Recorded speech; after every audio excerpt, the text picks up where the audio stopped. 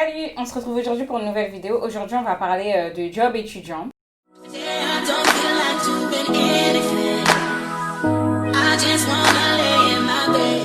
Je vais vous parler des expériences que j'ai eues et aussi comment ça m'a aidé à vaincre en grande partie ma timidité. Alors, les petits boulots que j'ai eus, il y en a eu plein, mais en tout cas, c'était pas des emplois type CDI de 15 heures par semaine parce que j'étais inscrite en DUT.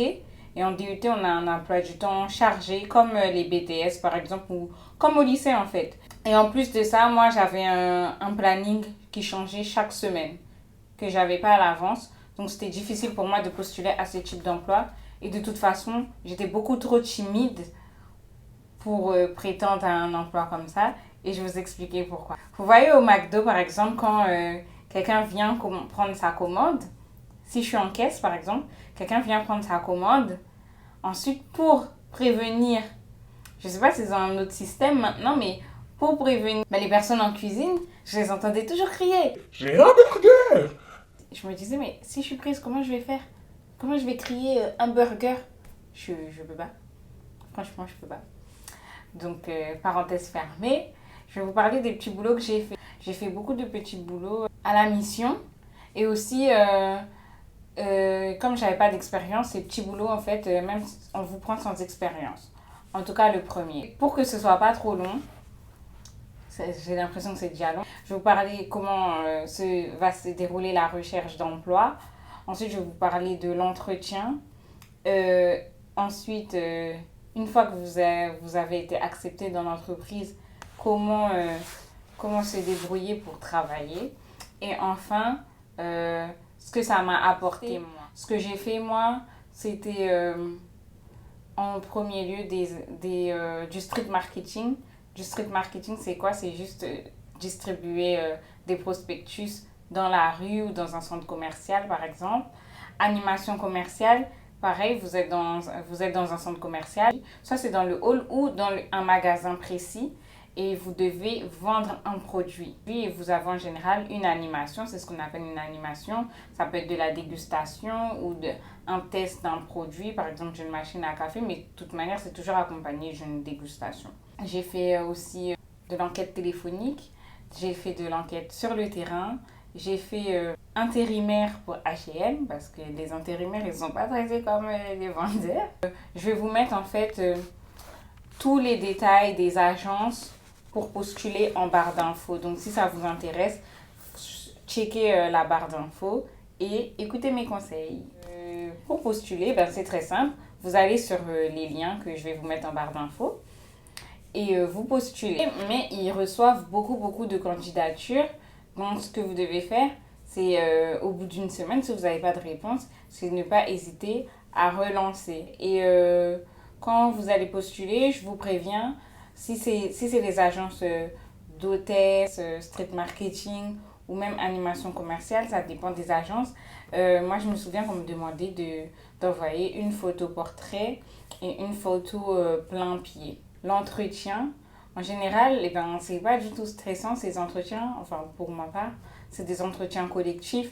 Donc, vous n'allez pas avoir des questions précises sur vos motivations, des choses comme ça, comme un entretien ordinaire, puisque là, vous êtes en groupe. Juste au bout d'un moment, il y a un tour de table, vous allez devoir vous présenter. Après, pour les enquêtes téléphoniques, il y a en général une journée test, déjà pour vous apprendre à utiliser l'outil. Non, là, pour vous apprendre à utiliser l'outil, ça c'est l'après-midi si vous avez réussi les tests du matin, si je me souviens bien. Et les tests du matin, c'est voir si vous écrivez vite, si vous ne faites pas trop de fautes d'orthographe, si vous connaissez les différentes touches d'un clavier, des choses comme ça. Si vous réussissez, l'après-midi, c'est une mise en situation avec tous les candidats. Si vous avez tout réussi, ben, je pense que vous savez tout de suite si vous êtes pris ou pas. Et ces types de postes, par exemple, si vous êtes 10 en entretien, vous pouvez être 10 à être pris. Il n'y a pas de... Enfin, il n'y a pas vraiment de concurrence en général. Si ça se passe bien, vous serez pris. Maintenant que vous êtes pris, après l'entretien, Moi, l'erreur que je faisais, c'est que j'attendais, j'attendais qu'on m'appelle pour me donner une mission. Et en entretien, on m'avait pas précisé que c'était à moi d'appeler, donc je savais pas. Et je trouvais que, justement, une fois, je parlais à une collègue sur une mission et je lui disais que, bah, moi, on m'appelle pas souvent, donc je j'ai pas beaucoup bossé depuis que j'ai été prise. Et la fille, en fait, elle m'a expliqué que non, c'était à toi d'appeler. Donc, en général, soit vous appelez le vendredi en fin de semaine. Non, le mieux, c'est ça. D'appeler en fin de semaine ou en début de semaine pour dire que vous êtes disponible, vous donnez vos disponibilités. Si la personne que vous avez au téléphone, elle a des missions tout de suite à vous donner, elle va vous les donner. Ou sinon, ben, elle note et elle sait que vous êtes disponible. Donc, c'est vous qu'elle appellera en priorité quand les missions vont tomber. Et en fait, plus vous accumulez les missions et plus vous aurez d'argent. Et d'ailleurs, n'hésitez pas à vous inscrire à plusieurs agences de ce type. Moi, je vais vous donner quelques-unes, mais je pense pas que je les connais toutes. Donc, n'hésitez pas à vous inscrire à plusieurs agences. Comme ça, vous pouvez combler tous vos trous parce qu'il y a des agences qui vont plutôt avoir des missions que le vendredi et le lundi matin, par exemple. Il y a d'autres agences qui vont avoir des missions le week-end. En général, les animations commerciales, c'est le vendredi et le samedi.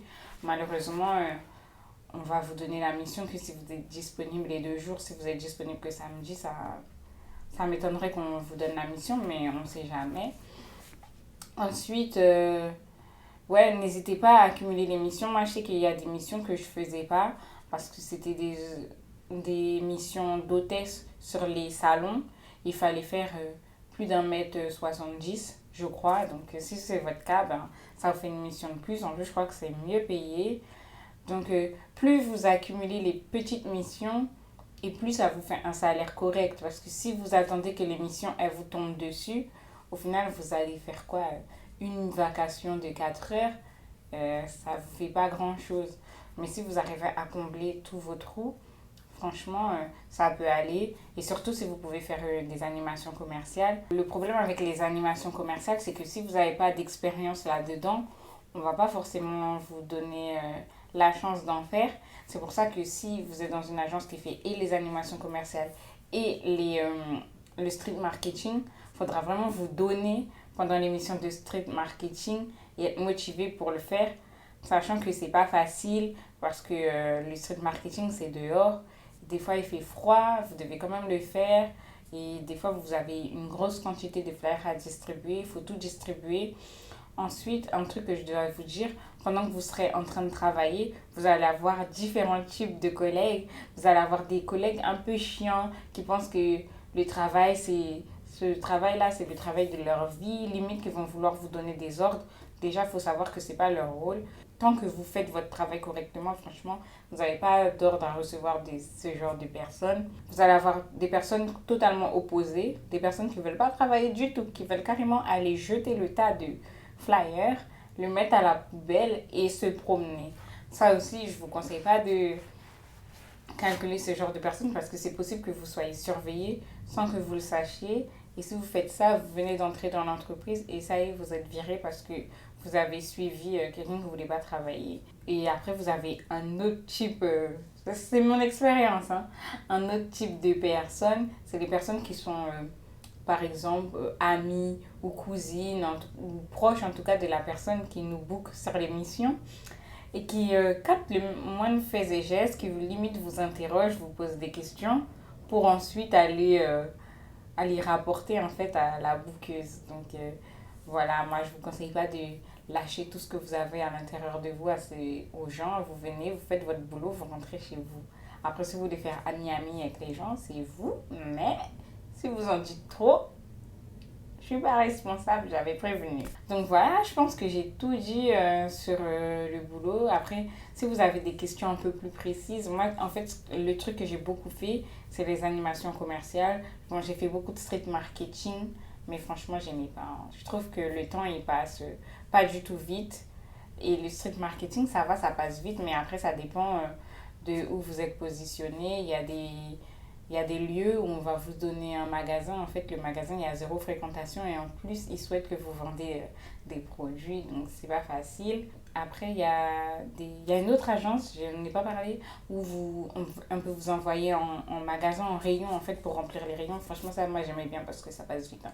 Tu viens, tu remplis ton rayon. En plus, quand tu as fini, tu pars. Vous pouvez avoir un contrat, si c'est à côté de votre université, un contrat où vous distribuez le journal le matin. Après, il y a un autre truc que j'ai pas dit, c'est que moi, tous les petits boulots que je vous ai cités, moi, j'avais honte, hein, de faire ça. J'avais honte. À chaque fois qu'on me demandait, ah, tu travailles où? Et je voulais pas agir.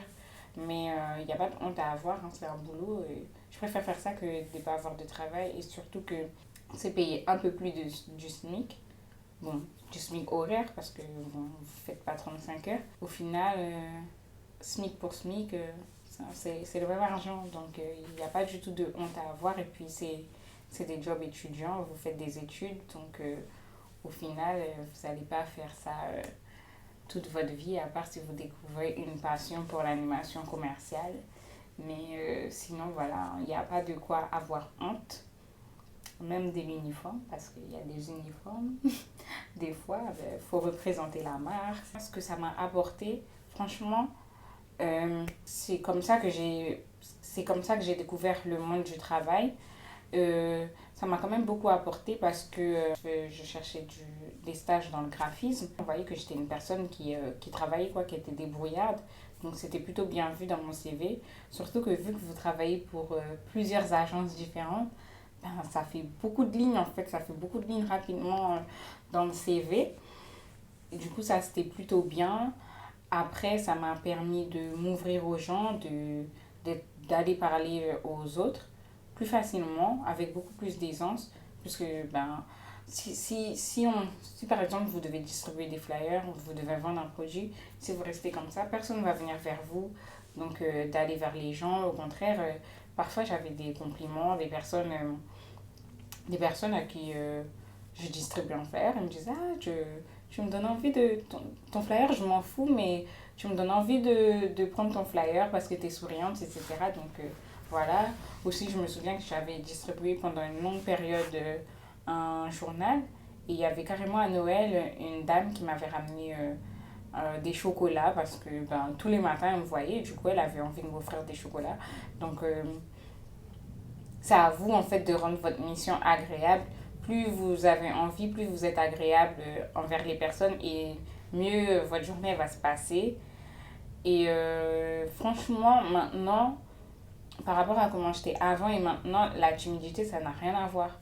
Là, on va dire, je suis réservée. Je peux être totalement extravertie devant des personnes et des personnes qui vont pas trop me mettre à l'aise et du coup, je vais moins parler. Mais en tout cas, je suis pas comme avant. Avant, je pouvais même voir quelqu'un que je connaissais, mais vite fait une connaissance, et pas lui dire bonjour. Pas parce que j'ai pas envie, mais parce que je suis trop timide pour faire le premier pas. Donc, j'avais vraiment un gros problème là-dessus. Et bah, grâce aux animations commerciales, franchement, j'ai pas du tout ce problème. Même à appeler, vous voyez, quand par exemple vous devez chercher un travail et vous dites, allez, moi je vais passer des coups de fil. Même ça, j'aimais pas trop appeler. Et ben, quand je faisais des enquêtes téléphoniques, je compte même pas le nombre d'appels que je faisais par vacation. Du coup, au final, j'étais plus du tout timide de parler à un inconnu. Donc, ça m'a beaucoup apporté. Et je regrette pas en fait toutes mes expériences que j'ai eues dans le passé. Après, bien sûr, maintenant, j'ai fait des études qui n'ont rien à voir avec ça. Et j'ai décidé il y a 2 ans, je crois. Il y a 2 ans, j'ai décidé que voilà, j'arrêtais les petits boulots parce que normalement, j'avais eu mon diplôme et je trouvais pas de travail dedans. Du coup, ben, je continue mes petits boulots, hein. Et en fait, vu que quand vous êtes habitué à avoir une rentrée d'argent, si vous restez focalisé sur un petit boulot que vous ne voulez pas faire de base, ben vous allez rester dedans parce que vous êtes habitué à avoir une rentrée d'argent et le fait d'arrêter subitement pour chercher autre chose, franchement, vous allez avoir du mal. Et c'est pour ça que je m'étais forcée à arrêter. Je m'étais dit, allez, c'est fini, je cherche un boulot. Et au final, j'étais retournée en cours et j'avais travaillé en alternance, mais dans le domaine où je souhaite travailler. Je pense que j'ai tout dit et j'espère que cette vidéo, elle vous aura aidé. Je vous remercie d'être de plus en plus nombreux à me suivre et on se dit à la prochaine. Bye!